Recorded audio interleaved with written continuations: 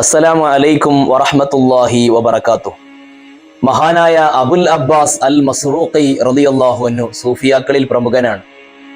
ആരാണ് സൂഫിയാക്കളെന്നും ഔലിയാക്കളെന്നും മനസ്സിലാക്കിയാൽ പിന്നെ നാം വഴിപിഴക്കില്ല.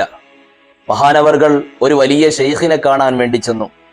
ഷെയ്ഖിന്റെ രൂപവും ഭാവവും വസ്ത്രവും കോലവും ഒക്കെ കണ്ടപ്പോ എന്തൊരു ദാരിദ്ര്യമാണ് ഈ ഷെയ്ഖിന്. ഇയാൾക്ക് എങ്ങനെയാണ് ഭക്ഷണം ലഭിക്കുന്നത്? ഇയാൾ എങ്ങനെയാണ് ജീവിക്കുന്നത്? ഇയാൾക്ക് വല്ല വീടോ സ്ഥലങ്ങളോ വല്ലതുമുണ്ടോ?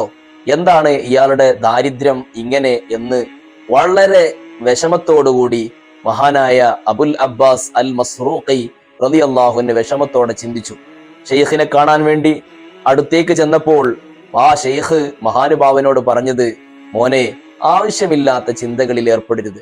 ഞാൻ എങ്ങനെയാണ് ജീവിക്കുന്നത്, ഭക്ഷണം കഴിക്കുന്നത്, എൻ്റെ വീട്, സ്ഥലം, എൻ്റെ വസ്ത്രം, ഇങ്ങനെയുള്ള കാര്യങ്ങളെ കുറിച്ച് നിങ്ങൾ ചിന്തിച്ച് എന്തിനാണ് സമയം പാഴാക്കുന്നത്? ആ സമയം അള്ളാഹുവിനെ കുറിച്ച് നല്ല നല്ല വാചകങ്ങളും ഖുർആനും തിരുസുന്നത്തുകളെ സംബന്ധിച്ച് ചിന്തിച്ചുകൂടെ? നല്ല സമയങ്ങൾ മോശപ്പെട്ട വില കുറഞ്ഞ കാര്യങ്ങൾ ചിന്തിച്ച് സമയം കളയരുത്.